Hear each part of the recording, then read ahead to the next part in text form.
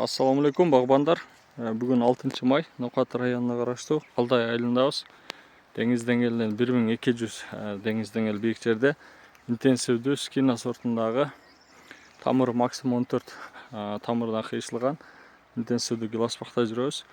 Бұл жерде 2023 жылы КГБ ыкмасында тарбияланып өстүрүлгөн гиласпақта турабыз. Азыркы жаз вакытында кайсыл жумуштар кылышыбыз керек. КГБ ыкмасында биз 12ден баштап 25ге чейин шаг өстүрөбүз. Былтыр форманы даярдап, быйыл мөмөлүү бүчүргө жатыш үчүн кеспедик. Быйыл ошол 4-5 мөмө качан алат деп сурагандарга мына 1 жашар шактар мына 1 жалбырак боло турган болсо, бул мөмөгө жатпайт. Эгер 1 жерден 4 жалбырак чыга турган болсо, ошол жер кийинки жыл мөмө алат. Ошол үчүн азыр жазда кылына турган иштерибиз бул жашыл бутоо болуп эсептелинет. Жашыл бутоодо билесиздер, мына ар бир чыккан шактардын учундагы жалгыз бирөөнү алып калып, калгандарын кесишибиз керек.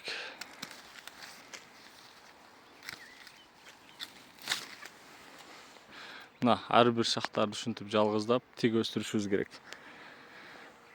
Жоон шактарды кайра кайтарганбыз. Кээ бир жерлерде мынтип кайрадан өсүп атат.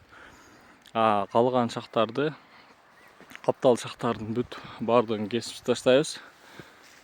Тик өстүрүш максатында.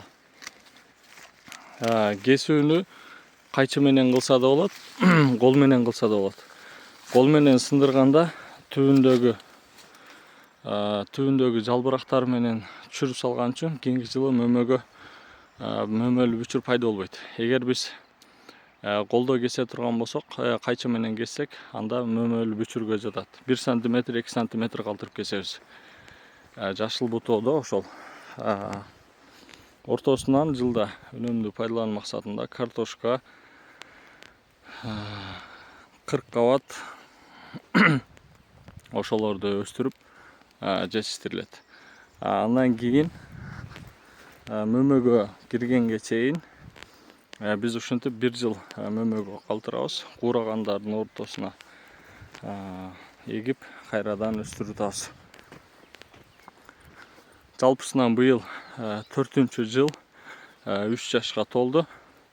Кийинки жылы насип кылса толук 2-2,5 метрге чейин мөмө алып баштайбыз.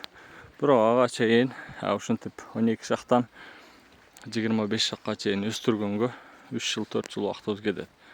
Ошон үчүн бардыгыңыздарга ушундай интенсивдүү келечекте 30-35 жыл бою жерден туруп тарбиялай турган гилас тарбиялап 3-4 жылда чүм алышыңыздарга чакырам. Өзүнө өз чаңдата турган сортторго өтүп, жакшы киреше киришиңиздерге чакырып өтөбүз.